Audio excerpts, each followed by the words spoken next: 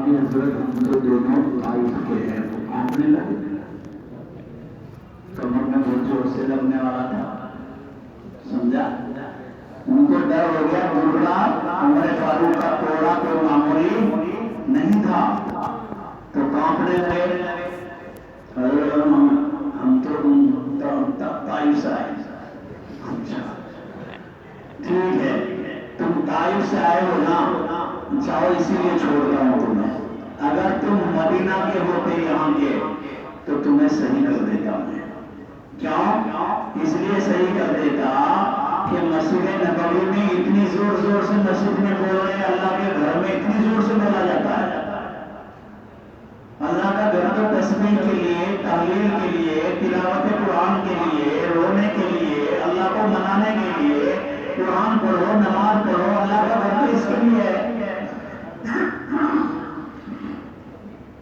बहरहाल हजरत ने कहा कि भाई मस्जिद में नहीं बोलना, मैं छोड़ रहा हूं, क्योंकि तुम ताइफ के हो, तुम्हें पता नहीं होगा, आकाम नहीं जानते तुम मदीना के मस्जिद के, तुम्हें यहाँ मालूम नहीं कि अल्लाह के नबी आराम फरमा रहे, हुजूर करीम सल्लल्लाहु अलैहि वसल्लम यहाँ आराम फरमा रहे, आप इतनी जोर जोर से बोल रहे।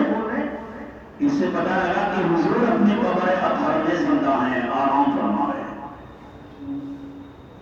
अगर हमारी और आपकी मौत जैसी मौत अंबिया की होगी तो ढोल बजाते रहो, फिर क्या पता लगेगा। अब जोर से बोलने से तकलीफ हो रही है अल्लाह के नबी को।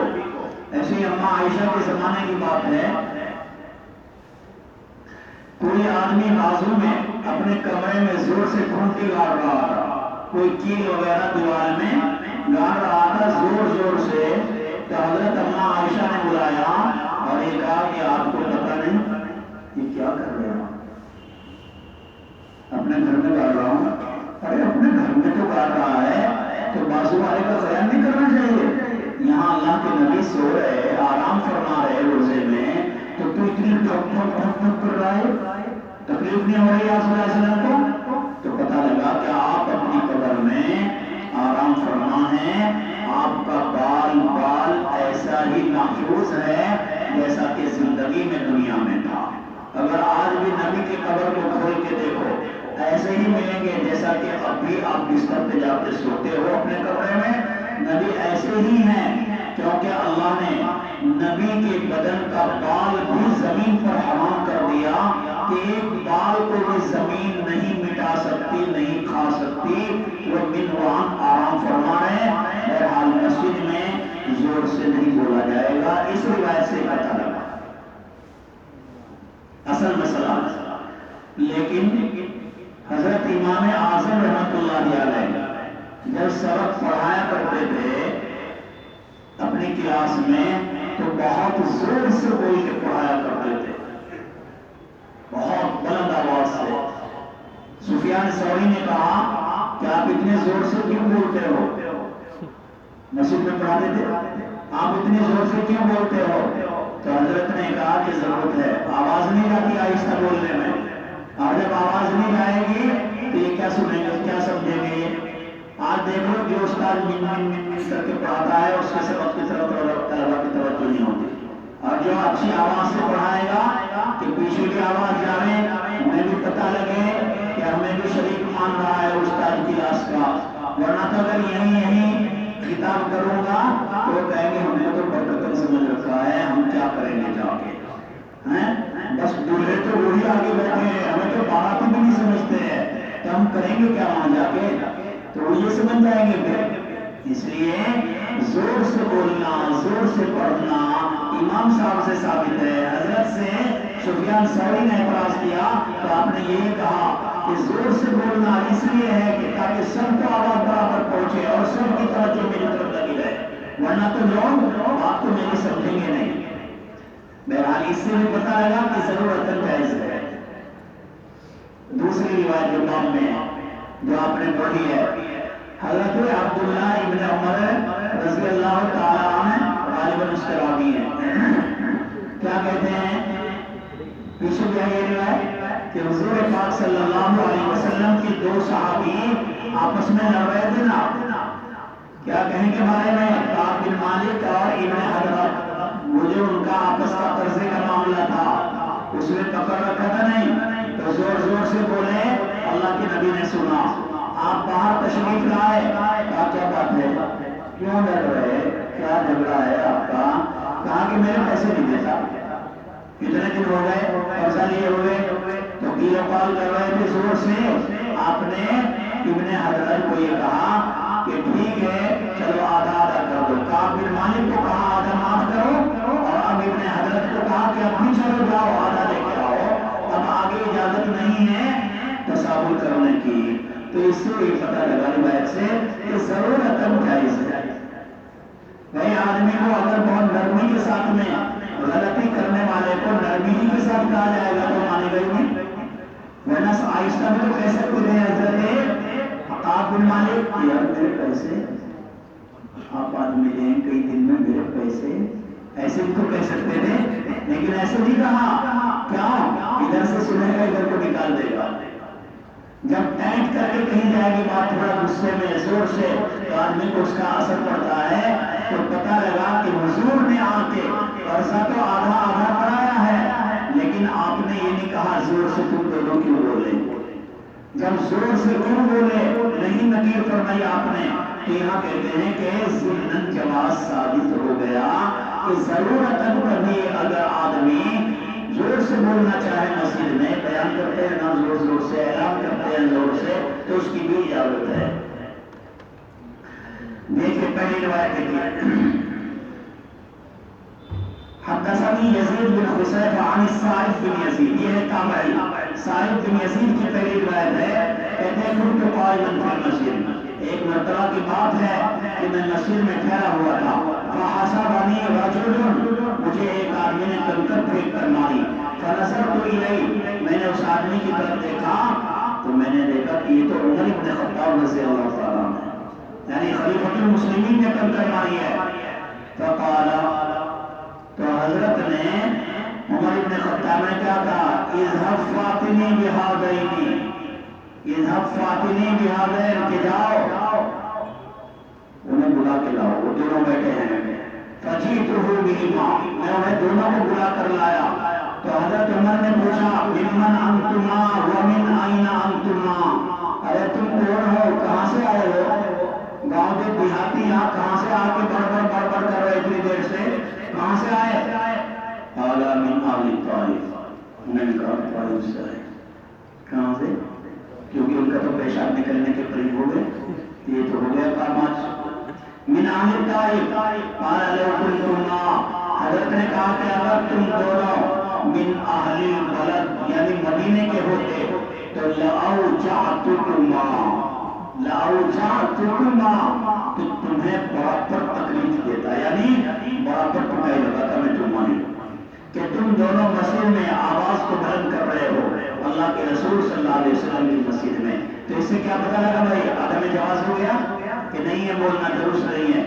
آگے دیکھیں دوسری روایت، عبداللہ بن کعب بن مالک سے روایت ہے، ان کعب بن مالک اخبرہ انہ تقاضا، کعب بن مالک نے تقاضا کیا یعنی مطالبہ کیا سخت طریقے پر ابن ابی حضرت سے اپنے دین کا، کان لہو علی، کہ جو ان کے ذمہ تھا اللہ کے رسول کے زمانے میں مسجد میں مطالبہ کیا، فارتفعت اصواتہما، تو دونوں کی آوازیں بلند ہو گئی، یہاں تک کہ دونوں کی آواز اللہ کے نبی صلی اللہ علیہ وسلم نے سنی، وہو فی بیتی، اور آپ اپنے حجرہ مبارک میں تشریف فرماتے، آپ نکلے ایک اور شور کر رہے، کیا بات کیوں ضرورت ہے، حتی کشف صدق حجرتہ، یہاں تک کہ آپ نے اپنے حجرے کے پردے کو اٹھایا، ونادا کعب بن مالک، اور دیکھو نادا سے بھی پتہ لگتا ہے کہ زور سے حضور بھی بولے،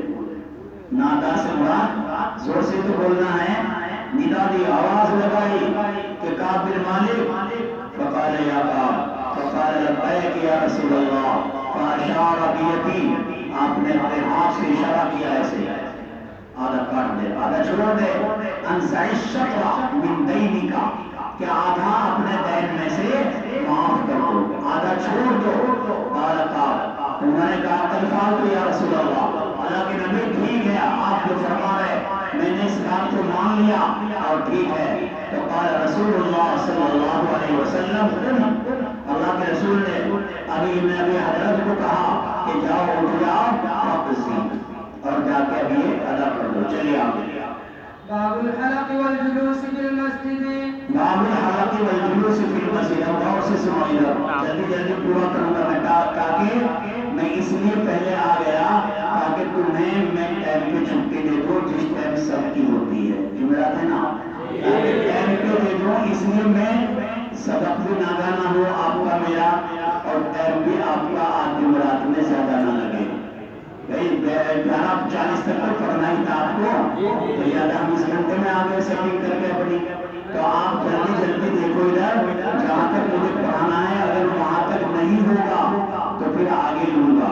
اور اگر ادھر دیکھتے رہو گے جلدی جھنڈی دو گے جلدی اوکے کرو گے کہ جی ٹھیک ہے سمجھ میں آ گیا، جی ٹھیک ہے سمجھ میں آ گیا، تو پھر میں وہاں 11:40 پہ پہنچ جاؤں گا تو 11:40 پہ چھوڑ دوں گا، 11:35 پہ پہنچ جاؤں گا تو 11:35 پہ چھوڑ دوں گا.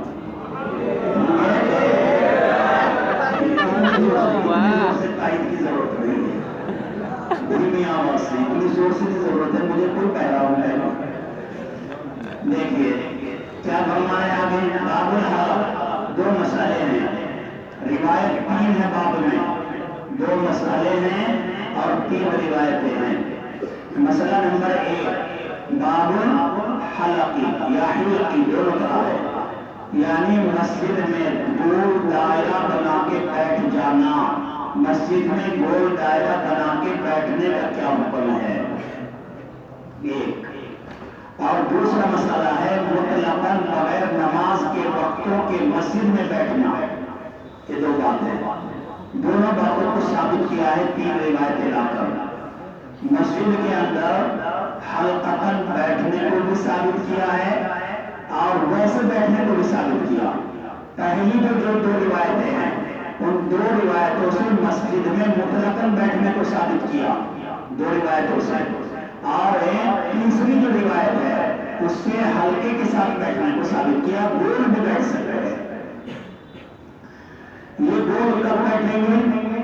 اگر مجمع کم ہے تو گول بیٹھنا بہتر ہے. عرب والے گول ہی بیٹھتے ہیں تاکہ سب کا چہرہ ایک دوسرے کے سامنے رہے، کوئی کسی کے سامنے پیٹھ نہ کرے.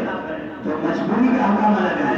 تو تھوڑے آدمی جب تک وہ دائرہ بنا سکتے ہیں مسجد میں سارے تو دائرہ بنا کے بیٹھیں گے، لیکن اگر اتنے ہیں مسجد میں جتنے نماز میں ہوتے ہیں تو وہ دائرہ کیسے بنائیں گے؟ دائرہ میں تو جگہ زیادہ چاہیے نا، بیچ میں جگہ خالی پڑی رہے گی. تو دائرہ بنا کے بیٹھنا ہے جب تھوڑے ہیں، اور اگر زیادہ ہیں تو پھر بغیر دائرے کے جو جلوس فی المسجد کہا ویسے بھی بیٹھ سکتے ہو، جیسے آپ نماز میں نمازوں کے بعد یا جلسوں میں بیٹھ جاتے ہیں مسجد میں. لیکن اب اس مسئلے پر اشکال ہوگا کہ مسجد کے اندر حلقہ بنا کر بیٹھنے سے تو ترمذی میں منع کیا ہے. امام بخاری باب لا کر ثابت کر رہے اور امام ترمذی نے روایت بیان فرمائی کہ جائز نہیں ہے حلقہ لگا کر بیٹھنا مسجد میں.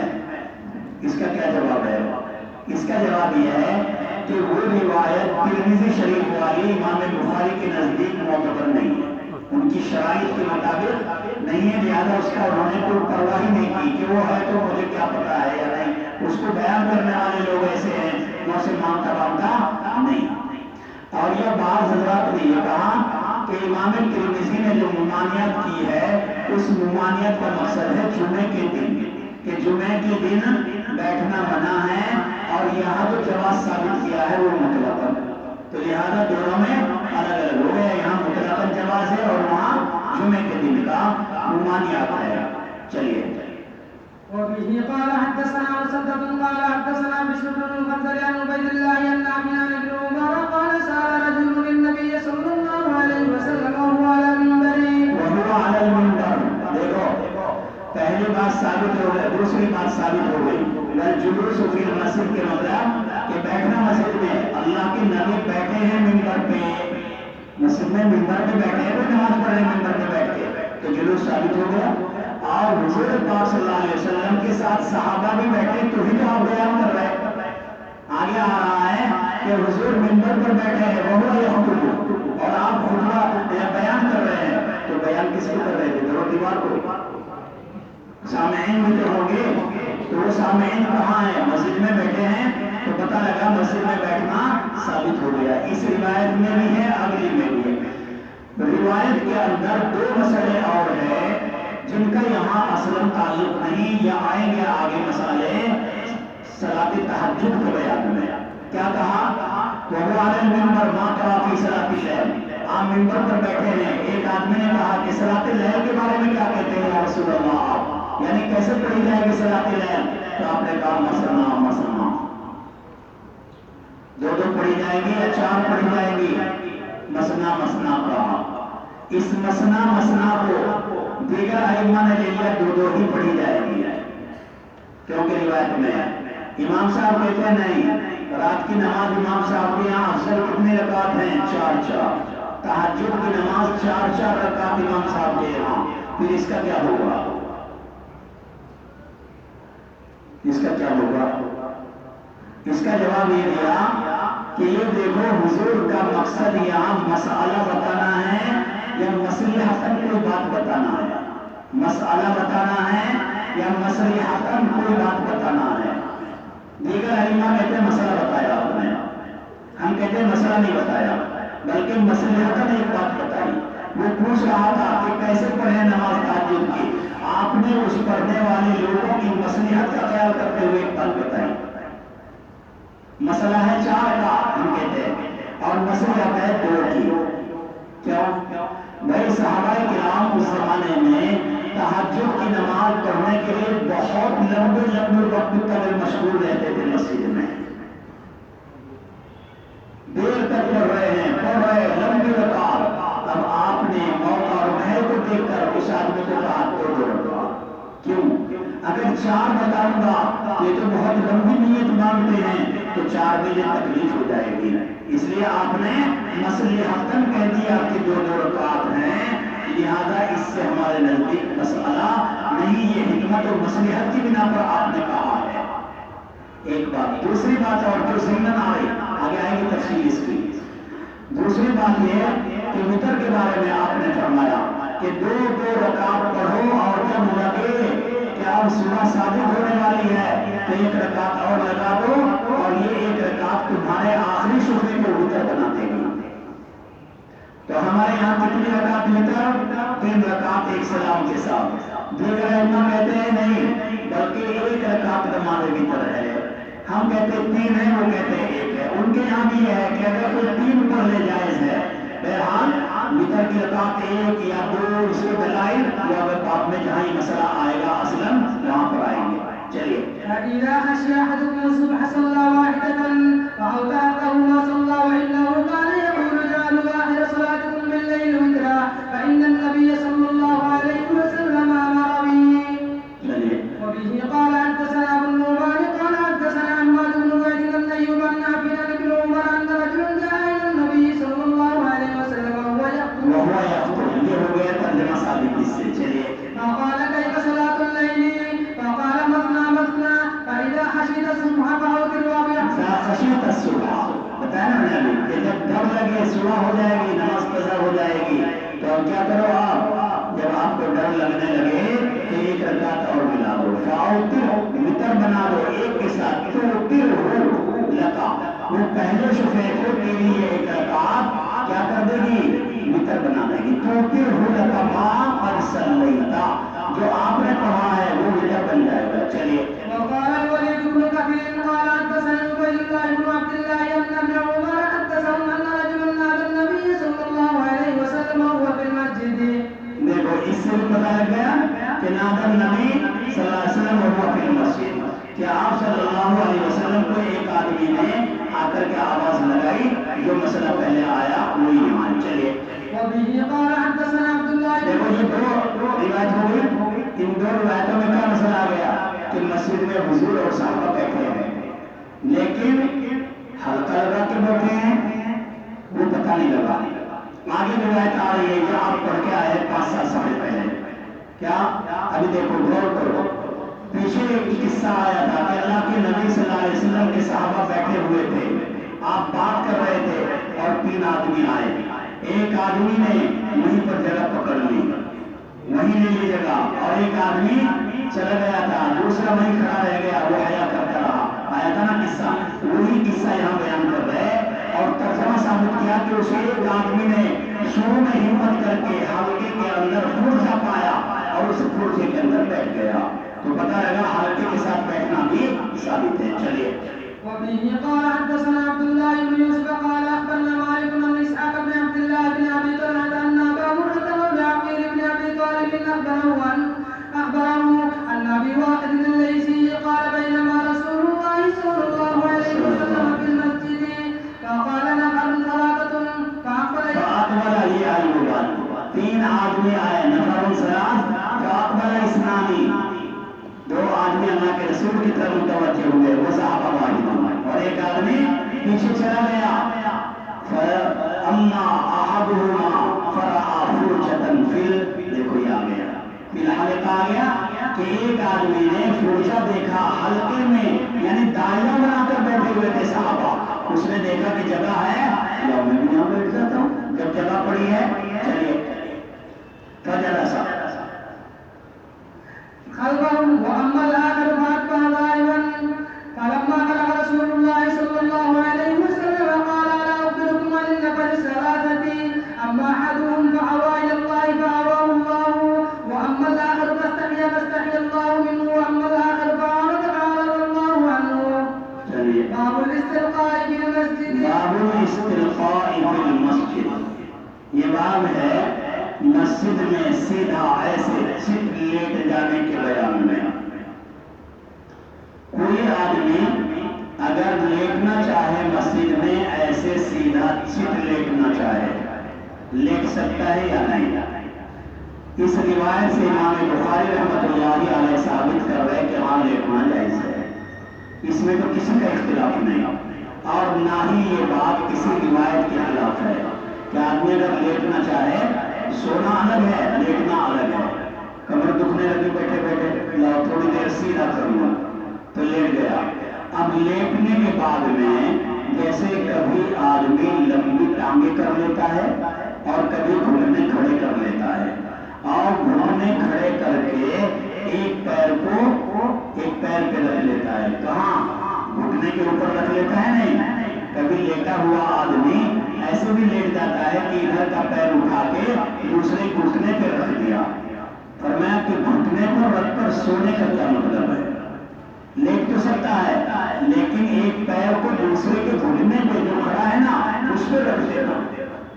اس بارے میں دو روایتیں ہیں، یہاں جواز ہے اور دوسری جگہ پر ممانعت ہے. آپ نے منع کیا کہ کوئی آدمی لیٹتے ہوئے چپ لیٹا ہے وہ ایک ٹانگ کو اٹھا کے دوسری پر نہ رکھے، تو وہاں ممانعت ہے اور یہاں جواز ہے. دونوں میں تعارض ہو گیا. اب اس تعارض کا کیا حل ہے؟ دو حل بیان فرمائیں. ایک حل یہ ہے کہ ناسخ منسوخ مانا جائے کہ جس روایت میں ممانعت ہے وہ پہلے کی ہے جب کپڑے کم تھے، اور جس روایت میں جواز ہے یہ بعد کی ہے جبکہ کپڑے زیادہ ہو گئے، ڈھیلے ڈھیلے لمبی چوڑی لنگی آ گئی، چادریں آ گئی. ایک جواب تو یہ ہے. دوسرا جواب یہ ہے کہ ممانعت والی روایت اس شکل میں ہے، آج بھی ہے، وہ منسوخ نہیں ہوئی، آج بھی ہے، لیکن اس شکل میں ہے جبکہ لیٹنے والے آدمی کے بدن پہ لنگی تنگ ہو، تھوڑی ہو، چھوٹی ہو.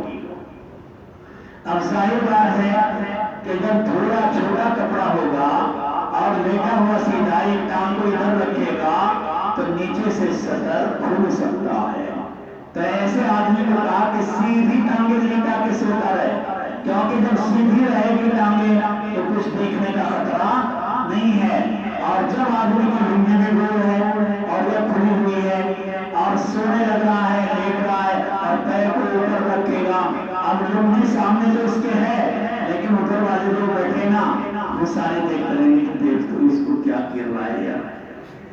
سب معانقہ کرتے رہیں گے، مسافہ کرتے رہیں گے، اپنا دیکھتے رہیں گے. بتائے گا کوئی نہیں بھائی اپنی لنگی ٹھیک کر لے، سب کو دکھاتے رہیں گے کیسے سو رہا بے وقوف آدمی. بھائی ایسے سطر کی شکل میں اگر لیٹے گا ٹانگ پہ ٹانگ کر کے یہ منع ہے. تو منع کی روایت ہے ستر عورت کے اندیشے کے وقت، ستر عورت کے اندیشے کے وقت، اور جواز کی روایت ہے عدم اندیشے کے وقت، جب کپڑا بڑا ہے نہیں کھلے گا ستر، یا کہ لمبا ہی شوربا میں نہیں کھلے گا ستر تو پھر جائز ہے۔ چلیے وبه قال حدثنا عبد الله بن مسلمة عن مالك بن شهاب بن عباد بن تميم کہ وہ عباد بن تمیم عن عمه یہ روایت دینی کا قصہ ہے انه رأى رسول اللہ صلی اللہ علیہ وسلم مستلقيا في المسجد واضعا احدى رجليه على الاخرى، کہ سو رہے وہ مستلقيا، مستلقي جانتے ہیں نا، چپ سیدھا کھڑے نیچے زمین پہ، سوڑی نیچے زمین پہ مستلقین سو رہا ہے۔ اللہ کے نبی نے دیکھا اور ایک پیر کو دوسرے کو رکھ رکھا ہے، اس سے جواز ثابت ہو گیا۔ کیوں جواز؟ اس لیے کہ خدشہ نہیں تھا۔ اور ابن شہاب عن سعید بن مسیب کہتے ہیں کان عمر و عثمان یفعلان ذلک، عمر اور عثمان بھی ایسا کیا کرتے تھے کہ وہ بھی لیٹ کے وقت میں یا تو آدمی نے پہن رکھا ہو پینٹ، اس میں ستر عورت ہے، کشف عورت نہیں ہوگا، یا بھائی آپ نے پہن رکھا ہو پیجامہ، پیجامے میں چاہے کہیں اٹھا کے رکھ لو اپنی ٹانگ، کشف عورت نہیں ہوگا۔ لیکن اگر لنگی ہے کھلی تو اس کے اندر خدشہ ہے کشف عورت کا، تو وہاں احتیاط رکھنی پڑے گی کہ کیسے لیٹنا ہے کیسے نہیں۔ اس لیے دیکھو آدمی جب لنگی میں ہوتا ہے نا تو بے فکر نہیں ہوتا ہے، جب لنگی میں ہوتا ہے اور لیٹتا ہے تو وہ ادھر ادھر کرتا ہے نا، لنگی کو بیچ میں دبائے گا، اور بہت سے احتیاط جب سوئیں گے تو اس میں گانٹھ مار کے سوئیں گے، اگر گول ہے لنگی تو اس میں گانٹھ ماریں گے۔ کیوں؟ ایسا نہ ہو کہ جب میں سوؤں گا اور کھجاتے کھجاتے اس کو اوپر لیتا گیا اوپر لیتا گیا اور میں تو سو رہا ہوں اور لنگی کہاں ہے پتہ نہیں ہے۔ جب گانٹھ مار دے گا تو کشف عورت کا اندیشہ نہیں ہوگا۔ چلیے باب المسجد يكون بالطريق من غير زرع للناس فيه وبه قال الحسن وأيوب ومالك. باب المسجد يكون في الطريق، مسجد کا راستے میں ہونا، مسئلہ ہے کہ مسجد کا راستے میں ہونا کیا مطلب ہے اس کا؟ آگے ایک مسئلہ حضرت سمجھا رہے ہیں کہ اگر کوئی آدمی راستے کے کنارے پر مسجد بنانا چاہے تو راستے کے کنارے پر مسجد بنانے کا کیا حکم ہے؟ مسجد کی دو شکلیں ہیں، یا تو مسجد ہے، کیسی مسجد بھائی؟ مسجد ہے مسجد شرعی یا مسجد ہے لغوی۔ مسجد لغوی سے کیا مراد؟ مسجد لغوی سے مراد ہے نماز پڑھنے کے لیے کوئی چبوترا وبوترا بنا لینا، کوئی جگہ متعین کر لینا راستے کے کنارے پہ، جیسا کہ بہت سی جگہ ایسے روڈ پہ بعض لوگ روڈ کے کنارے کوئی چبوترا صاف کر کے اچھا کر کے بنا دیتے ہیں کہ بھائی یہاں جانے آنے والے لوگ اتر کے رک کے نماز پڑھ لیا کریں گے، یہ ہے مسجد لغوی۔ اگر لوگوں کو تکلیف نہیں ہے مسجد لغوی بنانا جائز، اور یا مسجد شرعی ہی مراد لے لو، راستے کے کناروں پر مسجد شرعی بنانا بھی جائز ہے، جیسے یہ آپ کی مسجد راستے کے کنارے ہی پر تو بنی ہوئی ہے۔ ایسے اور بھی بہت مسجدیں ملیں گی آپ کو، یا آگے چلے جاؤ یہاں اس پلر کے پاس مسجد ہے، یہ بالکل روڈ کے کنارے پر بنی ہوئی ہے، تو روڈ کے کنارے پر مسجد شرعی بنانا وہ بتانا چاہتے ہیں کہ یہ بھی جائز ہے، لیکن شرط یہ ہے کہ لوگوں کو تکلیف نہ ہو، چلنے والوں کو تکلیف نہ ہو۔ اگر چلنے والے اختلاف کریں تکلیف کریں تو پھر ایسی جگہ پر مسجد بنانا درست نہیں ہے۔ اپنے گھر میں بنا لو، یہ بھی جائز ہے، راستے کے کنارے پہ میرا گھر ہے، راستے کے کنارے پہ وہاں بنا لو۔ حضرت امام بخاری رحمۃ اللہ علیہ نے مسئلہ کو اٹھایا یہ کہ راستے کے کنارے پہ مسجد بنانا جائز ہے اگر اختلاف نہیں ہے، لیکن روایت لائے ہیں دوسرے طرح کی، کھینچ کے کھینچتان کر کے ترجمہ ثابت کیا ہے محدثین نے۔ روایت کیا بیان کی؟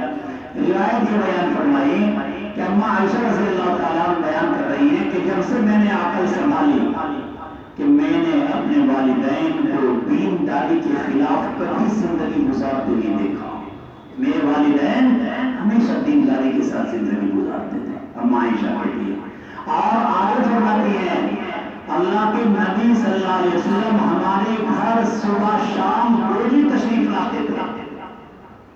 صبح شام ڈیلی. کیوں آتے تھے ڈیلی؟ اشکال ہوگا کیونکہ دوسری روایت میں ہے ذوالحبن تزداد حبا. ذوالحبن تزداد حبا کیا مطلب؟ مجھے پتہ ہی نہیں. ایک دن چھوڑ کر ایک دن کرو زیارت. ایک دن چھوڑو بیچ میں تیسرے دن جاؤ. تو یہاں تو آپ روز نہیں صبح شام آ رہے. تو دونوں میں تقدیر یہ دی گئی کہ دیکھا جائے کہ تعلقات کیسے ہیں آنے جانے والوں کے. اگر عام تھوڑے موڑے جاننے پہچاننے کے تعلقات ہیں تو ایسے لوگوں کے بارے میں کہا ذوالحبن تزداد حبا. کیونکہ جب تھوڑے تعلقات ہیں اگر روزانہ آؤ گے تو حیران ہو جائے گا کہ جائیں لمبا ہو. کل ہی کہہ دے گا اگر 3 دن آ گیا نا روزانہ گھر والے کو بچوں کو کہہ دے گا اگر آئے گا نا کل آئے گا نا جب بھی آگے دروازے پہ کھول دینا کہ نہیں ہے ابا یا نہیں ہے. بچہ گیا دروازے پہ کہا کہاں گیا ابا نے کہا کہہ دے کہ گھر ابا نہیں ہے. وہ تو یہی کہے گا پھر کیا کہے گا بچہ جا کے ابا نے کہا کہ کہہ دے گھر ابا نہیں ہے. تو جو تھوڑے تعلقات والے ہیں وہ اگر ہر دن آئیں گے تو آدمی ان سے کنٹال جائے گا. اس لیے آپ نے کہا ذوالحبن تزداد حبا. مطلب یہ ہے کہ کبھی کبھی ملو بہت زیادہ نہ ڈیرا ڈالو کسی کے گھر پہ جا کے. اور جو لوگ خاص جگری دوستی کو کہا جائے خاص تعلقات والے ہیں وہ اگر روز آئے صبح شام آئے تو ان کے لیے کوئی بات نہیں ہے. گنجائش ہے کیونکہ آپ صلی اللہ علیہ وسلم کو حضرت ابو بکر کی اور حضور کی دوستی کیا تھی ماشاءاللہ. سمجھے ان کی دوستی پہلے سے تھی. ایمان لانے کے بعد نہیں ہوئی. یہ پہلے سے دوستی تھی دونوں کی. حضور پاک صلی اللہ علیہ وسلم کی اور حضرت ابو بکر کی عمر میں 2 سال کا فرق تھا. اللہ کے نبی 2 سال بڑے تھے, ابو بکر 2 سال چھوٹے تھے. 2 سال کا فرق تھا. حضرت عباس 2 سال بڑے تھے حضور سے, حضور 2 سال چھوٹے تھے. تو دونوں میں قریشی نوجوانوں میں بڑی محبت دوستی تھی پہلے سے جب تک آپ نے اعلان نبوت بھی نہیں کیا. جب حضور کریم صلی اللہ علیہ وسلم کی عمر مبارک 18 سال تھی اور ابو بکر کی 16 سال تھی. ابو بکر کی کتنی ہوگی؟ 16 ہوگی یا 17؟ 2 سال کم تھی نا. تو 16 سال کی عمر میں آپ نے, میں نے شروع میں بتایا تھا شاید آپ کو, وہ خواب دیکھا تھا ملک شام میں جس کی تعبیر بحیرہ راہب نے بتائی تھی کہ آپ کے یہاں ایک نبی پیدا ہوگا اور آپ اس کے سب سے پہلے وزیر ہوں گے. تو یہ اس وقت نے دیکھ لیا تو پتہ لگا پہلی دوستی تھی دونوں کی. جب پہلے دوستی ہے اور اب دوست نے اعلان نبوت کیا تو سب سے پہلے ہی مان لیا ہے تو لہذا دوستی گھٹے گی یا بڑھے گی؟ ہاں گھٹے گی, بڑھے گی. تو دوستی اور زیادہ ہو گئی تو لہذا آپ کے پاس اور زیادہ آنے لگے جانے لگے. اس نے کوئی اعتراض کی بات نہیں. یہ تو اس میں بات آ رہی ہے. آگے کیا کہتی ہے کہ میرے ابا کے دل میں آیا. یہاں یہ ہے, آگے آ رہا ہے قصہ لمبا. وہاں یہ کہ حضرت ابو بکر پریشان ہو کر مدینہ منورہ کو چھوڑنے کے لیے تیار ہو گئے. کیوں تیار ہو گئے تھے بھائی؟ کہ یہ کافر سکھاتے ہیں جب نہیں رہنے میں تو چلو اپنے میں چلے جائیں گے. کہاں؟ ہم بھی حبشہ چلے جائیں گے. حبشہ ہجرت ہوئی نا پہلے. تو جا رہے تھے راستے میں مل گیا ابن دغینہ. ابن دغینہ ملاقات ہوئی. کہاں جا رہے ابو بکر؟ کہا کہ بھئی یہاں رہنے نہیں دیتے لوگ, کیا کریں گے, ہم بھی چلے جائیں گے. اس نے کہا ہے آپ اتنے اچھے آدمی. وہ 5 صفتیں ذکر فرمائی جو اللہ کے نبی کے لیے فرمائی تھی خدیجۃ الکبریٰ نے. یاد آئی بات؟ جب آپ نے کہا تو کیا کہا تھا کہ اللہ کے نبی آپ صلہ رحمی کرتے ہیں, آپ دوسروں کا بوجھ اٹھاتے ہیں, آپ دوسروں کے لیے محنت کرتے ہیں, تو آپ صلہ رحمی کرتے ہیں. آپ کو کیسے اللہ رسوا کر سکتا ہے؟ 5 صفتیں بتائی تھی نا، وہی 5 صفتیں ابن طغینہ نے ابو بکر کو کہی جب مدینہ سے باہر راستے میں ملے جاتے ہوئے، آپ اتنے اچھے آدمی ہو، آپ کہاں جا رہے ہیں؟ آپ اتنے اچھے، آپ کو سکھاتے ہیں لوگ کہ ہم قریش بہت سکھاتے ہیں کہ چلو آپ میرے ساتھ گئے، واپس آ گئے۔ قریش کو بلایا ابن طغینہ نے، کہا کہ دیکھو سن لو بات، یہ ابو بکر ہیں، انہیں اگر کسی نے ٹچ کرنے کی جرأت کی تو دیکھ لینا، میں نے انہیں اپنی پناہ دی ہے، میں اپنی پناہ میں انہیں لے کے آیا ہوں، انہیں ٹچ نہیں کر سکتا کوئی بھی۔ کہا کہ ٹھیک ہے، سب ڈر گئے، بڑا آدمی تھا، لیکن انہوں نے ایک درخواست رکھی کہ کہا کہ اچھا آپ ہماری ایک بات مان لیں، کیا کہ یہ جو ابو بکر ہیں انہوں نے راستے کے کنارے میں اپنے گھر میں، صحن میں، گھر کے اندر صحن میں یہ بیٹھ کر نماز پڑھتا ہے اور نماز کے وقت میں قرآن زور سے پڑھتا ہے، پھر نماز سے فارغ ہو کر زور زور سے قرآن کی تلاوت کرتا ہے، اور ہمارے بیوی بچے جب یہاں راستے کے کنارے سے جاتے ہیں تو ان کی آواز کو سن کر ان کے کلیجے ہلنے لگتے ہیں، رونے لگتے ہیں کہ کیا کلام پڑھ رہا ہے، کیسا کلام پڑھ رہا ہے، ہمیں ڈر ہے کہ وہ ہمارے بیوی بچے بددین ہو جائیں گے، یعنی اسلام میں چلے جائیں گے، اس لیے آپ انہیں منع کر دو کہ آج کے بعد ہم کچھ نہ کہیں گے، لیکن یہ بیٹھ کر یہاں صحن میں نہیں پڑھے گا، بلکہ کہاں پڑھے؟ اندر کمرے میں پڑھے اپنے، کیا باہر آواز نہیں آنی چاہیے۔ تو ابن طغینہ نے حضرت ابو بکر کو کہا کہ وہ بتاؤ کیا ہے؟ حضرت ابو بکر نے کہا ٹھیک ہے، چلو ایسا کر لیں گے۔ امام بخاری ترجمہ ثابت کر رہے ہیں، راستے کے کنارے پہ مسجد، لغوی مسجد، تھوڑے دن بعد ابو بکر نے وہ لغوی مسجد جو شہر میں تھی اس کو چھوڑ دیا اور کمرے کے اندر پڑھنے لگے، لیکن نہیں مزہ آتا تھا تو اللہ کے کھلے آسمان میں بیٹھ کے بہر لگا کے پڑھنے میں مزہ آتا، تھوڑے دن کے بعد میں پھر باہر بیٹھ کر پڑھنا شروع کر دیا، اسی مسجد میں نمازیں اور وہیں مسجد میں قرآن کی تلاوت، پھر وہ بچے سرگردہ وہیں ہیں، یہ پھر رہے ادھر پھر رہے، یہاں کھڑے وہاں کھڑے، ارے کیوں کھڑے؟ ابا دیکھتے گھر والی بھی ادھر کھڑی ہے، جا رہی تھی بازار کام سے، یہاں کھڑی سن رہی ہے، شوہر آیا یہاں کیوں کھڑی ہے کہ کیا کروں، آپ جانے کے لیے نہیں چاہتے ہو، بوڑھا ایسا پڑھ رہا کیا پڑھ رہا ہے؟ بچے وہیں کے وہیں چکر کاٹتے پھر رہے۔ زبردست شاہ اللہ بخاری رحمۃ اللہ علیہ خطبہ دیا کرتے تھے نا، تو بڑے بڑے کفار پادری جو بھی سن لیتے تھے کوئی آگے نہیں بڑھتا تھا ان کے خطبے کو چھوڑ کے، ایسے اللہ نے آواز عطا فرمائی۔ تو بہرحال پھر یہ لوگ گئے اپنی ابن طغینہ کے پاس کہ دیکھو آپ نے شرط کی تھی کہ اندر پڑھے گا، یہ تو پھر بعد میں آ گیا باہر پڑھ رہا ہے اور ہمارے بچوں کا ٹینشن ہے۔ ابو بکر کو بلایا، بھائی یہ کیا تمہارا خلاف کر رہے ہیں؟ حضرت ابو بکر نے کہا بھائی وہ کام مجھ سے نہیں ہوگا۔ انہوں نے کہا پھر میں اپنی جو پناہ دی ہے تمہیں تو میں اپنی پناہ واپس لے لیتا ہوں۔ ٹھیک ہے اپنی پناہ واپس لے لو، جو میرا کریں گے دیکھا جائے گا۔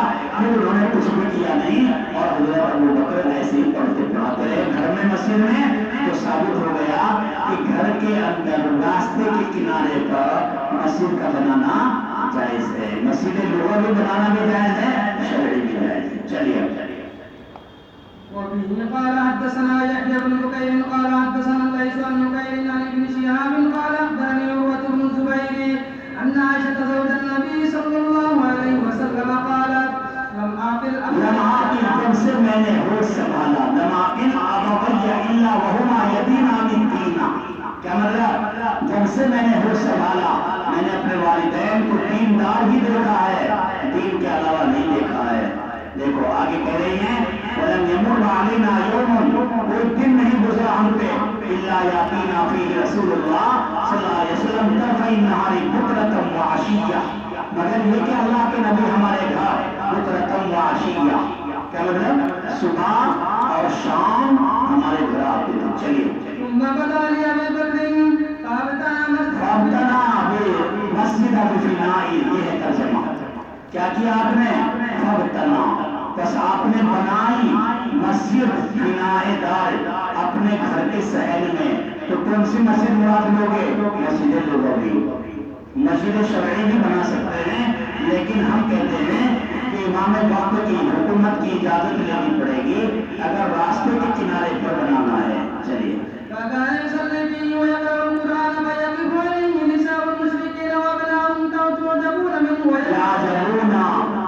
کہ وہ سر کے سر کھڑے ہو کے تعجب کرتے تھے، وَيَنْصُرُونَ إِلَيْهِ، اور ابو بکر کو ہی دیکھتے رہتے تھے.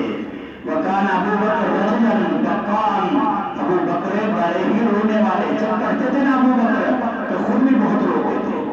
جب آدمی کی آواز بھی اچھی ہو اور رونے میں، پڑھنے میں، بولنے میں رونا بھی آ جائے تو اور اضافہ ہو جاتا ہے اس کی خوبی میں. بھلا يملك عينيه إذا قرأ القرآن، جب قرآن پڑھتے تھے وہ تو اپنی آنکھوں پر قادر نہیں رہتے تھے، یعنی کنٹرول نہیں کر سکتے تھے اپنی آنکھوں کے، آنسو بہنے ہی لگتے تھے. فَفَزَعَ ذَلِكَ، تو کیا کہتے ہیں آگے؟ بس گھبرا گئے اشراف قریش من المشرکین. فَفَزَعَ اے اخاف، نیچے آیا، بس ڈرنے لگے اشراف قریش من المشرکین. کہنے سے ڈرنے لگے بھائی کہ اب کیا ہوگا، اگر یہی سنتے رہے تو یہ تو چلے جائیں گے اور ہم کیا کریں گے. یہ وہی سوال ہے 27 ہے، یہ 27 سنیچر سے کھانا لینے نہ جانے وہاں. چلیے. باب الصلاة في مسجد السوق وصلاة المغرب في مسجد في دار يغلق عليهم الباب. باب الصلاة في مسجد السوق، یہ باب ہے مسجد سوق میں نماز پڑھنے کے بیان میں. کیا مطلب ہے بھائی مسجد سوق کا؟ دیکھو حضور کریم صلی اللہ علیہ وسلم کے زمانے میں بازاروں کی یہ کیفیت نہیں تھی جو آج ہے. جس طریقے سے بازار آج ہے نا ایسے نہیں، بلکہ جیسے ہاٹ لگتے ہیں علاقوں میں، چھوٹی چھوٹی بازار لگتے ہیں ہفتے والی، کوئی 15 دن میں، کوئی 10 دن میں، کوئی اس مہینے میں، ایسے ایسے ہاٹ لگتے ہیں. ایسے آپ کے زمانے میں بازار لگا کرتے تھے. تو ان بازاروں کے اندر کوئی جگہ متعین کر کے نمازیں پڑھنا، یہ مسئلہ ہے. بازاروں میں یہاں آیا ہے کہ کنارے پر راستے کے یا گھر میں نماز کے لیے جگہ متعین کرنا. یہاں کہہ رہے ہیں کہ کوئی بازار میں چبوترا بنا لینا نماز کے لیے. اب اس چبوترے پر یا تو اکیلا نماز پڑھے گا اور یا ایک دو کو اور کو بلا لے گا، آجا بھائی دونوں پڑھیں گے. اگر اس چبوترے پر جماعت کے ساتھ نماز پڑھتا ہے تو کیا ثواب ملے گا؟ فرمایا جو ثواب مسجد میں جماعت کرنے کا ملتا ہے اسی طریقے پر یہاں بھی جماعت کا ثواب ملے گا. اگر فرمایا روایت میں 2 قول ہے کہ ایک قول اعلیٰ روایت میں، ایک روایت یہ ہے کہ آپ نے نماز پڑھی جماعت سے تو 25 گنا ثواب ملے گا، اور ایک روایت میں ہے کہ 27 گنا ثواب ملے گا. یہ کس کو ملے گا بھائی؟ جو آدمی کہیں بھی جماعت سے نماز پڑھے گا.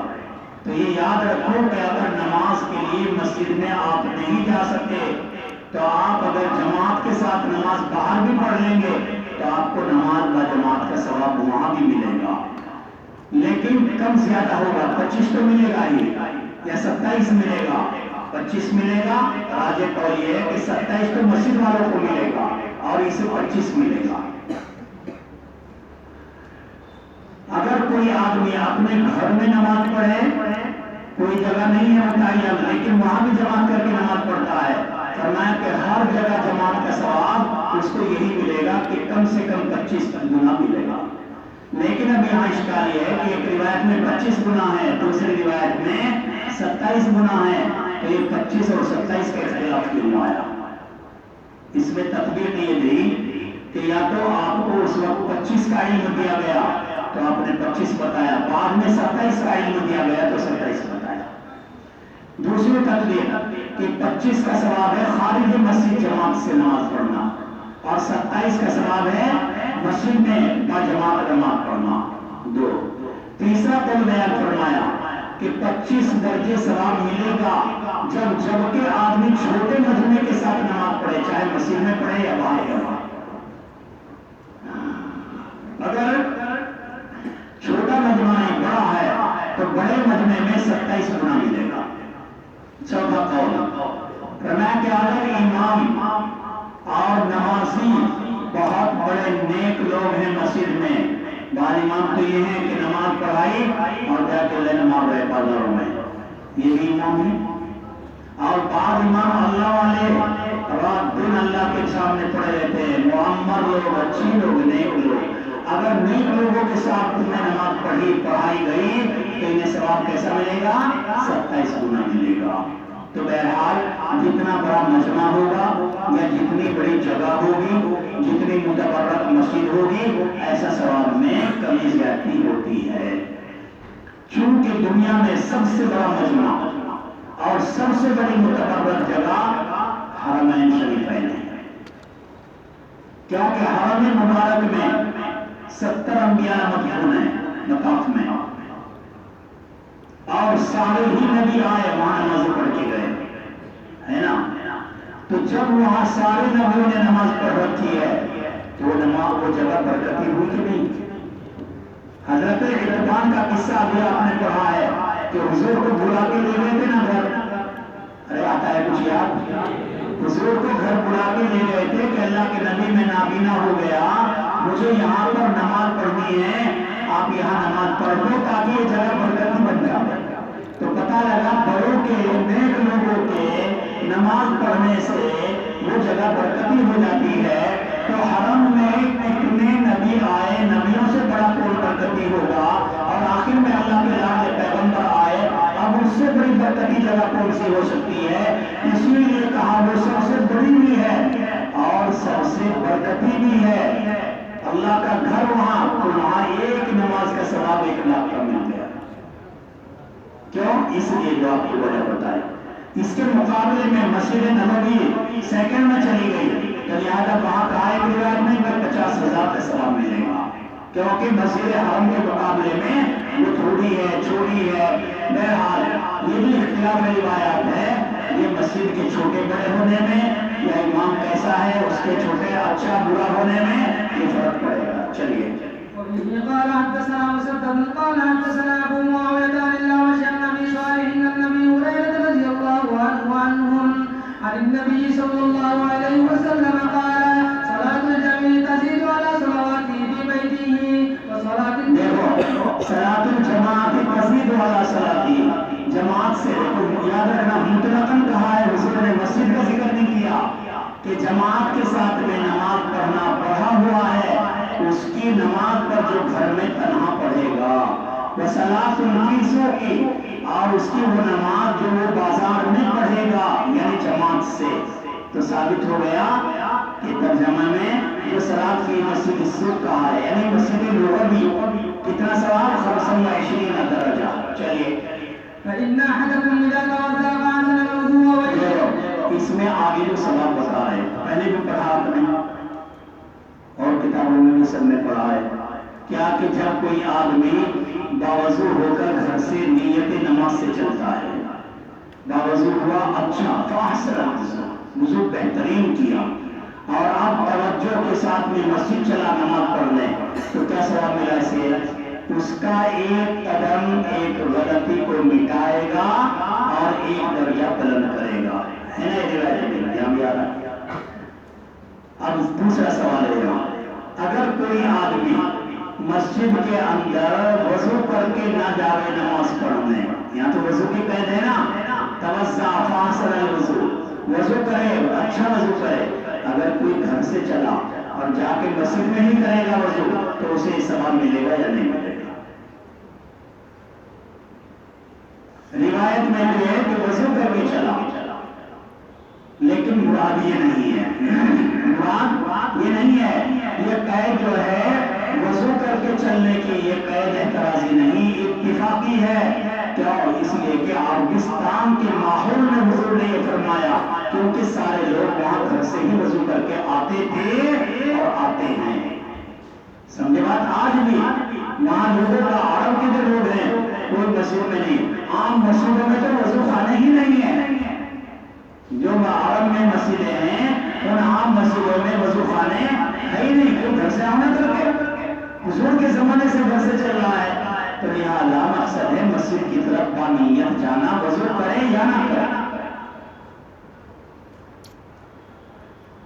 لیکن ہاں اگر ایک آدمی گھر سے چلا کہاں بازار میں، دیکھا کہ اذان میں ابھی 1 گھنٹہ ہے، بازار جا رہا ہوں، بازار میں جب سامان وامان خرید لیا، ابھی اس آدمی نے نماز کے وقت میں مسجد میں جا کے نماز پڑھ لی، تو گھر سے جو چل کے آیا اس کو ثواب نہیں ملے گا ہر قدم کا۔ کیوں؟ یہ آدمی نیتاً نہیں چلا۔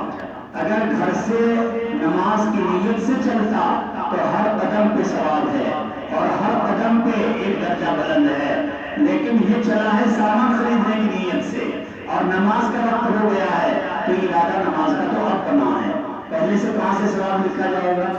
اس لیے وضو کرے یا نہ کرے لیکن نیت ضروری ہے، نیت کر کے چلے گا۔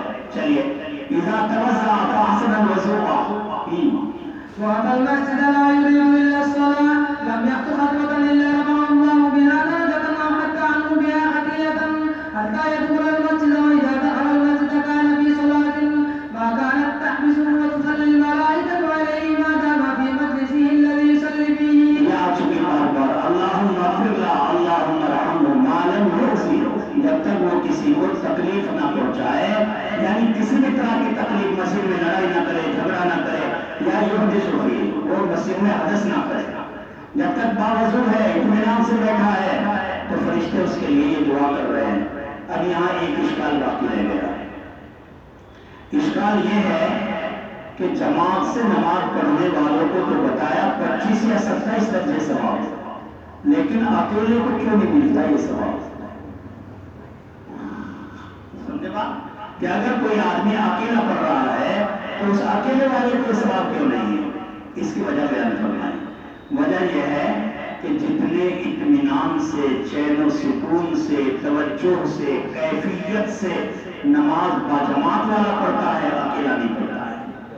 اکیلا تو خانہ پوری کرتا ہے۔ فجر کی نماز آپ اکیلے پڑھو کمرے میں اور بتانا کہ دوبارہ مفصل پڑھ کے کس نے نماز پوری کی ہے؟ ہے کوئی ہاتھ اٹھا سکتا ہے ایسا کہ میں حضرت جس دن مسجد میں نہیں جاتا اور کمرے پہ ہی نماز فجر پڑھ لیتا ہوں ضرورتاً، تو میں دیوالے مفصل پڑھ کے نماز پوری کرتا ہوں؟ ہے کوئی ایسا؟ اس کی یاد ہے اِنَّا أَعْطَيْنَاكَ قُلْ هُوَ اللَّهُ سب سے زیادہ اگر اس سے بھی مختصر کوئی ہوتی صورت تو وہی پڑھ کے نماز پوری کر لیتا۔ کیا؟ اسے پتا ہے نماز اس سے بھی ہو جاتی ہے۔ تو جو جماعت سے نماز پڑھ رہا ہے، ایک تو وہ فکر کر کے پہلے جائے گا مسجد میں، جب سے اذان ہوئی اور جماعت سے نماز پڑھنی ہے تو اس کا دماغ لگ جائے گا کہ نہیں نماز کی طرف، بھائی نماز پڑھنی ہے، بھائی نماز پڑھنی ہے، تو یہ جب سے فکر لگی اللہ کے یہاں جب سے اس کا ثواب ہے۔ اب یہ آدمی پہلے جائے گا، سوچے گا لاؤ بھائی جانا تو ہے ہی، پہلے جا کے ہم سنتیں پڑھیں گے، اور سنتیں پڑھیں، جماعت سے نماز پڑھے گا، وضو اچھا کرے گا اور جا کے اطمینان سے سنت پڑھے گا، وقت ہے قرآن پڑھے گا، تو یہ سارا نیک کام کر رہا کہ نہیں؟ تو جب یہ نیک کام کرتے کرتے اب اسے گھنٹہ، آدھ گھنٹہ، 10 منٹ ہو گئے ہیں، تو اب اس کا دماغ سارا اللہ کی طرف لگا ہوا ہے۔ اب یہ امام صاحب کے ساتھ میں نماز پڑھتا ہے، اور امام صاحب نے بھی شروع کر دی فجر میں سورہ یوسف، پوری سورہ یوسف پڑھ رہا ہے یا آدھی پڑھ رہا ہے، جتنی بھی پڑھے گا تو ساری میں شریک رہے گا نا، یہ چھوڑ کے بھاگ جائے گا نہیں، دیر تک اللہ کے سامنے عبادت کر رہا ہے، بعد میں اطمینان سے سلام پھیرا، تسبیح پڑھی، پھر دعا مانگی، تو یہ ساری برکتیں جماعت کی ہیں۔ ورنہ اکیلا نماز پڑھ کے تو آدمی سلام کر کے دعا بھی نہیں پڑھتا ہے، تسبیح کون پڑھتا ہے فجر کی نماز میں جو اکیلا نماز پڑھتا ہے؟ کہ بھائی سلام پھیر دیا، تسبیح پڑھ رہا ہے بیٹھا ہوا، پھر تھوڑی دیر دعا مانگ رہا ہے، کمرے والے سب کہہ کے بہت بڑا بزرگ ہے، دیکھو یہ مانگا دعا کتنی دیر ہو گئے، کوئی مانگتا ہی نہیں ہے دعا کمرے میں۔ تو یہ ساری چیزیں مسجد میں جماعت کی برکت سے ملی ہیں آپ کو، اس لیے کہا گیا کہ جماعت کا ثواب بہت زیادہ ہے، اور تنہا کر کے اس لیے میں نے بتا دیا کہ ایک پرچے میں تھا کہ اگر کوئی آدمی اکیلا پڑھے نماز تو اسے ثواب ایک اور جماعت سے پڑھے اسے ثواب 25 یا 27. آخر اس کی وجہ کیا ہے؟ اس کی وجہ یہ جو میں نے آپ کو ابھی بتائی کہ وہ بہت دیر تک اللہ کے سامنے عبادت کر رہا ہے. تو ایک ہے 5 منٹ میں فجر کی 4 رکعت پڑھنے والا، اور ایک ہے آدھے پون گھنٹے تک اللہ کے سامنے وہاں بیٹھا ہے، ابھی قرآن پڑھ رہا ہے، ابھی بعد میں نماز پڑھے گا، پھر بیٹھ کے اذکار کرے گا. میں جو مسجد میں جاتا ہے اسی تو توفیق ہوتی ہے نا کہ کچھ مسجد میں نمازوں کے بعد یاسین شریف کی دعا میں شریک ہو جائے گا، یاسین شریف پڑھے گا، دعا میں شریک ہوگا، آمین کہے گا. اور جو کمرے میں پڑھ رہا ہے وہ بھی کرتا ہے دعا ہوا یا یاسین وغیرہ نہیں، اس لیے اس کو ثواب نہیں ملتا ہے. چلیے باب تشبیک الاصابع فی المسجد وغیرہ. تشبیک الاصابع فی المسجد وغیرہ. دیکھو تشبیک اصابع کئی روایتیں لا رہے ہیں، کئی روایتیں ہیں نیچے تک. تشبیک کس کو کہتے ہیں؟ تشبیک ہے یہ دیکھو ایسے ہاتھوں کو انگلیوں کو انگلیوں میں ڈالنا. اس کا کیا حکم ہے؟ ڈالنا چاہیے یا نہیں ڈالنا چاہیے؟ فرمایا نمازوں کے اندر یا نمازوں کے کنارے پر، نمازوں کے اندر یا نمازوں کے کنارے پر، یعنی جب کہ آپ مسجد میں چلے گئے نماز کے لیے، نماز کے قریب وقت میں یہ کرنا منع ہے. 2 طرح کی روایات ہیں. بعض روایتوں میں آپ نے فرمایا کہ تم میں سے کوئی آدمی تشبیک نہ کرے، اور بعض روایتوں میں یہ ہے کہ آپ نے خود تشبیک فرمائی ہے. تو پتہ لگا کہ 2 باتیں الگ ہو گئی. تو اب دونوں کا محمل کیا ہے؟ فرمایا کہ تشبیک نہ کرو، اس کا محمل ہے نماز، نماز کا قرب. جب اللہ کے نبی علیہ السلام نے فرمایا کہ جب نماز پڑھو نماز سے پہلے یہ نہ کرو. کیوں؟ اس کی وجہ کیا ہے یہ نہ کرو؟ فرمایا کہ یہ اس کا اثر ہے، جب یہ کرتا ہے آدمی تو فطری طور پہ آدمی کی طبیعت میں سستی آتی ہے. یہ سستی لانے کا عمل ہے، حدیث بتا رہی ہے. اور یا جالب نوم ہے. جب آپ نماز میں جانے والے ہو، اب جالب نوم کام کیوں کر رہے؟ کہ نیند کو لانے والا کام کیوں کر رہے؟ یا ایسے سستی لانے والا کام کیوں کر رہے؟ اس لیے آپ صلی اللہ علیہ وسلم نے منع کر دیا. اور جب یہ حالت نہ ہو، مثال کے طور پہ بستر پہ لیٹے ہو، نیند نہیں آ رہی، ایسے کرو، جائز ہے. خارج صلاۃ جائز ہے اور داخل صلاۃ یا قرب صلاۃ کے وقت میں جائز نہیں ہے. حضور پاک صلی اللہ علیہ وسلم کا یہ قصہ پہلے بھی آیا کہ آپ نے یہاں بھی وہی لا رہے ہیں کہ آپ صلی اللہ علیہ وسلم نے ظہرین پڑھائی. ظہرین سے مراد ظہرین میں سے کوئی نماز پڑھائی. احد الظہرین، ظہرین میں سے کوئی نماز پڑھائی، یعنی عصر یا ظہر میں سے. غالباً ظہر کو غلبہ دے کر عصر کو شامل کر دیا جاتا ہے، ظہرین بول دیتے ہیں. اور ایسے ہی عشاءین بول دیتے ہیں، مغرب کی نماز کو اور عشاء کی نماز کو. جیسے قمرین ہیں، شیخین ہیں، یا اسی طریقے پر قمرین ہیں، یا شامیین ہیں، رکنیین، یمانیین. تو یہ سارا غلبہ دینے والی مثالیں ہیں. ظہر پڑھائی تھی آپ نے یا عصر پڑھائی تھی؟ ظہر میں سے یا عصر میں سے آپ سے بھول ہو گئی 2 رکعت پڑھا دی. آیا نا قصہ پہلے کہ آپ صلی اللہ علیہ وسلم سے بھول ہو گئی، آپ نے 2 رکعت پڑھا دی. 2 رکعت پڑھانے کے بعد میں یہاں قصہ مختصر ہے، پورا بتانا. آپ یہاں سے نکلے اور حجرہ شریف میں چلے گئے. حجرہ شریف میں جانے کے بعد میں آپ صلی اللہ علیہ وسلم کے صحابہ آپس میں چوں چوں کرنے لگے. کہتے ہیں سرعان ناس، یعنی قوم میں سے جو لوگ جلدی تھے، جلدی کرنے والے لوگ تھے، وہ تو مسجد سے فوراً نکل گئے. وہ مسجد سے نکلے اور باہر ہی چلے گئے. اس کے برخلاف کچھ لوگ وہیں پر مسجد میں کھڑے رہے. ابو بکر بھی تھے، عثمان غنی رضی اللہ تعالیٰ، ابو بکر بھی تھے اور عمر فاروق بھی تھے. یہ دونوں آدمی وہیں پر تشریف فرما ہے. اب کیا کرے بھائی، 2 ہی پڑھائی ہیں. تو کوئی کہنے لگے ابو بکر بھائی میں تو جا نہیں سکتا. کیوں؟ ہو سکتا ہے اللہ کے نبی علیہ السلام ناراض ہو جائیں، ڈانٹ دیں، میں نہیں جا سکتا. تو ہمت کی ضرورت ہے.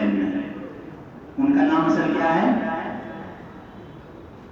حضرت ذواليدین کا نام کیا ہے؟ یہ میں نے بتایا نہیں پیچھے، اس لیے تمہیں بتائی نہیں. حضرت ذواليدین تو ان کا لقب ہے.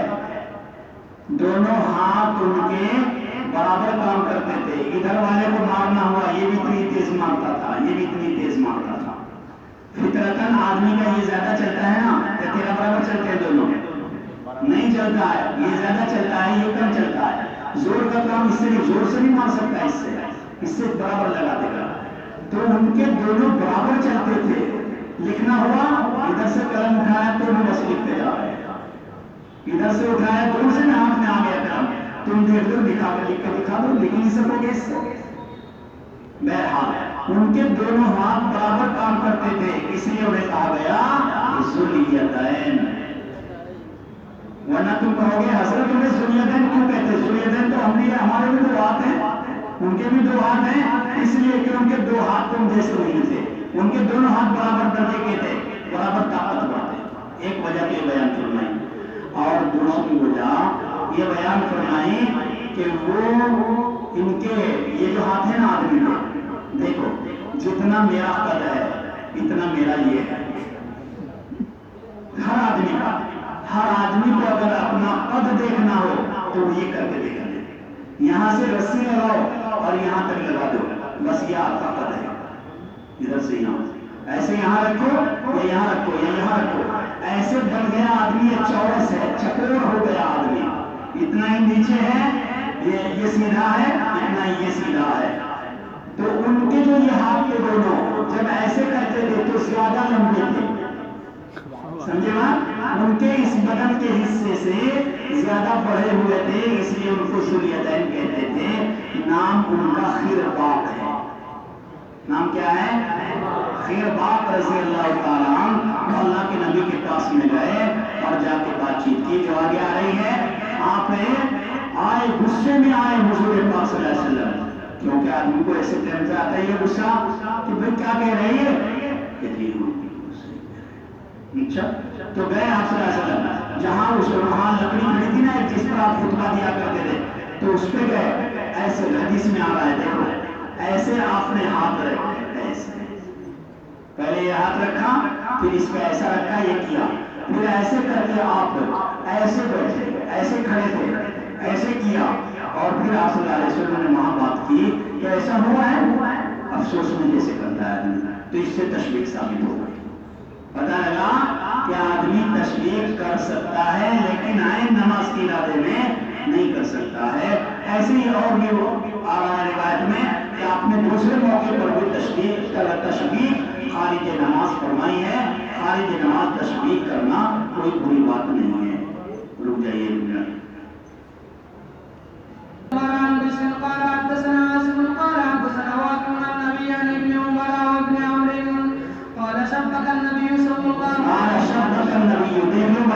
ثابت ہو رہا ہے. اللہ کے نبی نے تشبیہ فرمائی اپنے انگلیوں کے درمیان. چلیے. وقال عاصم بن علي قال حدثنا عاصم بن محمد قال سمعت هذا الحديث من النبي فقوله لواقد من النبي قال سمعت ابي وهو يقول قال عبد الله بن عمرو قال رسول الله صلى الله عليه وسلم يا عبد الله بن عمرو كيف بك اذا بقيت في مسالة من الناس. اللہ کے نبی صلی اللہ علیہ وسلم نے یا تو عبداللہ ابن عمر مراد ہیں اور یا حضرت عمر ابن العاص مراد ہیں. راوی کو شک ہے کہ دونوں میں سے کسی صحابی کو حضور نے فرمایا. کیا کہا؟ کئی فابی کا اذا بقیتا، کہ کیا حال ہوگا تیرا، یعنی تو کیا کرے گا، کیسے زندگی گزارے گا. اذا بقیت فی خسالۃ من الناس بہذا، جبکہ آپ گئے گزرے لوگوں میں باقی رہ جاؤ گے. خسالتین کے معنی گئے گزرے، یعنی گرے پڑے لوگ پورے کرکٹ گئے گزرے، جب وہ رہ جائیں گے تو تم کیا کرو گے، تم کیسے زندگی گزارو گے. یہاں تو اتنی بات ہے. اگلی روایت میں آئی کہ آپ نے ایسے کر کے دکھایا کہ جب حق ناحق لوگ ایسے خلط ملط کر دیں گے، پہچاننا مشکل ہو جائے گا کیا حق ہے کیا ناحق، اچھے اور برے لوگ خلط ملط ہو جائیں گے تو تم کیا کرو گے، کیسے زندگی گزارو گے. میں آیا کہ انہوں نے کہا کہ کہ اللہ کے نبی آپ مجھے کیا حکم دیتے ہیں، اس زمانے میں مجھے کیا کرنا چاہیے؟ فرمایا کہ معروف عمل کرنا، یعنی نیک اعمال، جو مشہور معروف نیک اعمال ہیں انہیں کرتے رہنا بس، اور جو لوگ عام ہیں دنیا دار ان سے تعلقات کو بالکل ختم کر دینا۔ کیوں؟ اس لیے کہ اگر عوام الناس کے ساتھ میں آپ تعلقات رکھو گے تو ان کے اثرات آپ میں آ جائیں گے۔ پتہ تو رہا نہیں کون اچھے کون برے۔ اگر کوئی لوگ خواص الناس ہو، چند خواص الناس کے ساتھ میں لگ جانا، تو پتہ لگا کہ حضور پاک صلی اللہ علیہ وسلم نے یہ ہدایت فرمائی کہ جب فتنہ فساد کا زمانہ آئے گا تو لوگوں کو چاہیے کہ وہ اپنا اللہ اللہ کرتے رہیں اور لوگوں کے ساتھ زیادہ قیل و قال میں نہ لگیں، بس مخصوص لوگوں جو پیر ہو، مرشد ہو، اچھے لوگ ان کے ساتھ میں زندگی گزاریں تو وہ پاس ہو جائیں گے۔ چلیے۔ وفيه قال حدثنا حلاد بن يحيى قال حدثنا سفيان عن ابي بردة بن عبد الله بن ابي بردة عن جده عن ابي موسى رضي الله عنه عن النبي صلى الله عليه وسلم انه قال ان المؤمن للمؤمن كالبنيان۔ سبحان اللہ، اگر آج مسلمان اس روایت پہ ہمیں اللہ عمل کرنے کی توفیق عطا فرما دے تو سارا مسلمان عزت کی زندگی گزارنے والا بن جائے گا۔ کیا کہہ رہے ہیں اللہ کے نبی؟ فرمایا کہ مومن کے لیے کل بنیان کیا کہتے ہیں؟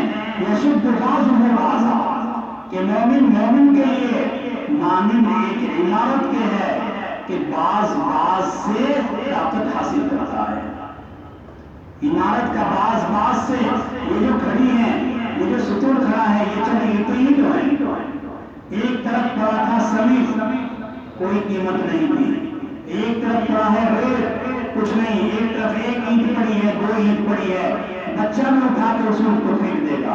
لیکن جب ان میں آپس میں اتحاد ہوا اور ساری ادھر ادھر سے اینٹیں آ کے تاکہ ہمارا چنو، مجھے اس کے ساتھ جوڑو، مجھے اس کے ساتھ جوڑو، سمیت نے کہا مجھے بھی ان کے ساتھ لگاؤ، اور ریت نے کہا مجھے بھی ان کے ساتھ لگاؤ، تو جب یہ سارے مل کے بنے اور چاہے تم 50 بھی سر پھوڑ کے اس میں ٹکر مار لو، اس کو کچھ ہونے والا نہیں ہے۔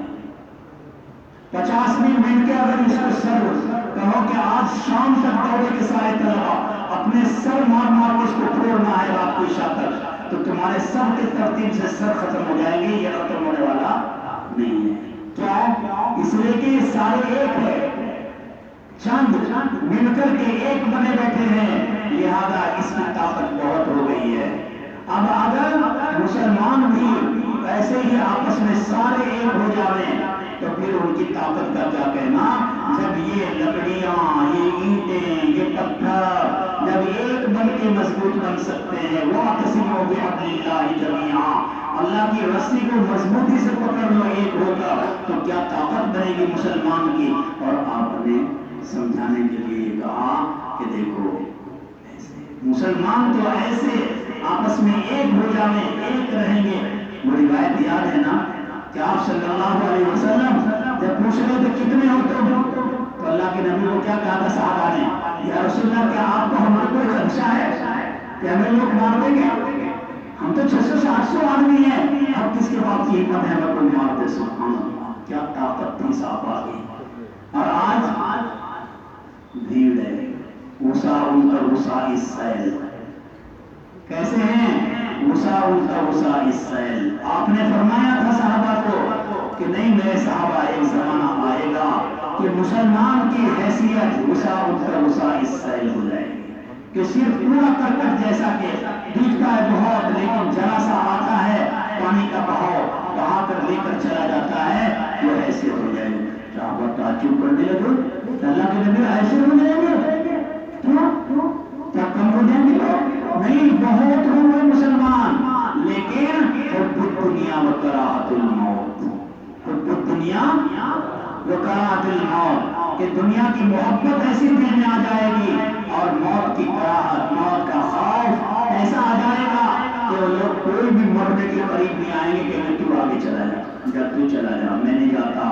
تو جب یہ ہو جائے گا ساری دنیا کے لوگ چاروں طرف سے ان کے اوپر ایسے حملے کریں گے جیسا کہ لوگ پلیٹ کے اوپر بھوکے لوگ آ کے پڑتے ہیں اور لقمہ کھاتے ہیں، چر لقمہ، تو لقمہ بنانے کے چکر میں رہ جائے گی ساری دنیا مسلمانوں کو۔ آج بڑا دن ہوئی، آج ساری دنیا کا کافر، ساری دنیا کا ہندو مشرک ایک ہے مسلمان کے مقابلے میں، لیکن مسلمان ایک نہیں ہے۔ یہ فرقوں میں یہ فلاں، یہ حدیث ہے، یہ قرآن ہے، یہ حدیث ہے، یہ قرآن ہے، یہ بدعتی ہے، یہ اسلامی ہے، فلا فلا فلا، یہ فرقوں میں جو بٹ گئے مسلمان، لہذا ان کی کوئی حیثیت آج نہیں رہی۔ آپ نے تشبیہ کر کے دکھایا تھا کہ مسلمان تو کل بنیان ہے۔ چلیے وبه قال حدثنا إسحاق قال حدثنا ابن شميل قال أخبرنا ابن عون عن ابن سيرين عن أبي هريرة رضي الله عنه قال صلى بنا رسول الله صلى الله عليه وسلم إحدى صلاة العشي قال ابن سيرين قد سماها أبو هريرة ولكن نسيت أنا قال فصلى بنا ركعتين ثم سلم فقام إلى خشبة معروضة في المسجد إلى خشبة معروضة۔ ابو ہریرہ کہتے ہیں فصلی بنا رکعتین، حضور پاک صلی اللہ علیہ وسلم نے ہم کو 2 رکعت پڑھائی، ثم سلم، اور پھر آپ نے سلام پھیر دیا، فقام الی خشبۃ معروضہ، تو پھر آپ صلی اللہ علیہ وسلم تشریف لے گئے کس کی طرف؟ خشبہ معروضہ، جو ایک وہاں لکڑی کا ستون تھا اس کے پاس مسجد میں، فَاتَّكَأَ عَلَيْهَا، آپ نے اس پر ٹیک لگائی، كَأَنَّهُ غَضْبَانٌ، گویا کہ آپ بہت غصے کی حالت میں ہیں، وَوَضَعَ يَدَهُ الْيُمْنَىٰ عَلَى الْيُسْرَىٰ، اور آپ نے اپنے دائیں ہاتھ کو رکھا بائیں پر، جیسے میں نے آپ کو بتایا، داہنے کو رکھا بائیں پر، وَشَبَّكَ، ایسے اور تشبیہ فرمائی آپ نے، اور کیا کیا پھر؟ وَوَضَعَ خَدَّهُ الْأَيْمَنَ، اور آپ نے اپنے داہنے رخسار کو رکھا عَلَىٰ ظَهْرِ كَفِّهِ الْيُسْرَىٰ، ایسے کر دیا، پہلے ایسے رکھا پھر آپ نے ایسے کیا، اور ایسے داہنا رخسار جو ہے آپ کا وہ بائیں ہتھیلی پر رکھا گیا۔ تو یہ شکل ایسی ہی تو بن سکتی ہے کہ آپ نے پہلے بائیں پر دایاں رکھا اور تشبیہ فرمائی، اس کے بعد میں پھر آپ نے ایسے کیا، اور یہ رخسار مبارک آپ کا آپ نے ایسے رکھا اور آگے فرمایا، کیا کہتے ہیں؟ وَقَعَدَتِ السَّلَامُ، اور حال یہ کہ چند بعض لوگ مسجد سے نکل کے چلے گئے، مسجد کے دروازوں سے، فَقَالُوا، تو صحابہ نے کہا حضور کو قُصِرَتِ الصَّلَاةُ، کہ کیا نماز میں کم ہوگی؟ اور قوم کے اندر میں ابو بکر عمر بھی تھے، فَحَابَاهُ، کیا مطلب؟ ہیبت سے، ہیبت، دونوں آدمی بہت زیادہ گھبرائے اس بات سے ان یکلماہ، کہ وہ کلام کریں اللہ کے نبی سے، وفی القوم رجل فی یدہ طول، یہ وہ دیکھو رجل کے اوپر دیکھ لو کیا لکھا ہے، لکھا کچھ کیا لکھا؟ ارے سب دیکھ کے بولو کیا لکھا ہے، کیا آنکھیں بند کر کے دیکھ رہے؟ آنکھیں بند کر کے نہ دیکھو، خرباب لکھا ہوا ہے، تو ان کا نام تھا اصل خرباب، تو ایک رجل جن کے ہاتھ لمبے تھے اور کہا جاتا تھا ان کو ذوالیدین، یعنی دونوں ہاتھ والے، قال یا رسول اللہ، تو انہوں نے جا کے ہمت کر کے پوچھا اللہ کے نبی علیہ السلام کو کہ یا رسول اللہ صلی اللہ علیہ وسلم انسیت عن قصرت الصلاۃ، آپ بھول گئے یا نماز میں کمی کر دی گئی؟ قال، آپ صلی اللہ علیہ وسلم نے فرمایا کہ نہ تو میں بھولا ولم انسا، اور نہ ہی نماز میں کمی کی گئی ہے۔ فقال اکما یقول ذوالیدین، تو آپ صلی اللہ علیہ وسلم نے کہا اکما یقول ذوالیدین، فقالوا نعم، یعنی کیا ایسے ہی ہے جیسا کہ کہتا ہے ذوالیدین، ایسا ہوا ہے؟ قالوا نعم، صحابہ نے کہا جی ہاں، ذوالیدین جو پہلے ویسے ہوا ہے۔ تو آپ صلی اللہ علیہ وسلم آگے بڑھے، فصلی ما ترک، جو باقی، دیکھو بھائی یہ وہ نماز ہے کہ جب چلنا پھرنا بات چیت کرنا نماز میں جائز تھا، ورنہ تو حضور گھر پہ بھی چلے گئے اور باتیں کر رہے، بھائی کیا کہہ رہا ہے ذوالیدین، ایسا کہہ رہا ہے، تو یہ اس زمانے کی بات ہے جب کہ ابھی چلنا پھرنا نمازوں میں جائز تھا، بات چیت بھی جائز تھی ایک زمانے تک. جب بھی کوئی آتا تھا نا نمازی سامنے کھڑا ہے نماز پڑھ رہا ہے یہ کر لیتا تھا خیریت ہے اتنی دیر میں کہاں سے آیا. وہ نہیں بتاتا گھر والی نے چائے ناشتہ تیار نہیں کیا تھا اس لیے دیر میں آیا. آہستہ آہستہ بولتے تھے لیکن بولنا بہرحال جائز تھا، چلنا جائز تھا. بعد میں سب ختم ہو گیا. کیا لگ رہا ہے انگوٹھی کس ہاتھ میں پہننا چاہیے؟ جو پوری فرمائی ثم سلم ثم کبر، پھر آپ نے سلام پھیرا، پھر تکبیر کہی وسجد مثل سجودہ. آپ دیکھو یہ احناف کا مسلک ثابت ہو گیا سلم سجدہ، کیونکہ ہمارے یہاں مسئلہ یہ ہے کہ سجدہ سہو بعد السلام ہے یا قبل السلام؟ بعد السلام. سجدہ سہو بعد السلام کرتے ہیں ہم لوگ، تو افضل بعد السلام نہیں ہے. اگر کبھی ایسا کر لیا قبل السلام کا کیا مطلب ہوتا ہے؟ بیٹھے ہیں آپ سے بھول ہو گئی اور بیٹھے بیٹھے آپ جب پہنچ گئے اشہد ان لا الہ الا اللہ واشہد ان محمد عبدہ ورسولہ جو آج ہے، ورنہ اصل درود بھی پڑھنا چاہیے پہلے. تو جب آپ وہاں پہنچ گئے اب سیدھا سجدے میں چلے جاؤ، یہ ہے قبل السلام سجدہ سہو. اب دو سجدے کرنے کے بعد میں آپ بیٹھے ہیں، اب بیٹھ کے پڑھ کے جو کچھ پڑھنا ہے آپ کو قاعدے میں دعا تشہد اور بعد میں سلام پھیرو. تو یہ نماز کا سلام تو ہوگا بعد میں ہی، لیکن سجدہ سہو جو ہوا ہے وہ سلام سے پہلے ہوا ہے. اور ہم یہ کہتے ہیں کہ جائز تو ایسے بھی ہے لیکن چاہیے آدمی کو کہ پہلے السلام علیکم کہیں ایک طرف اور بعد میں سجدہ سہو کرے، اس کے بعد میں آپ اپنی نماز پوری کرے گا. ثم سجد مثل سجودہ او اکبر ثم رفع رأسه وكبر ثم كبر وسجد مثل سجودہ او اکبر.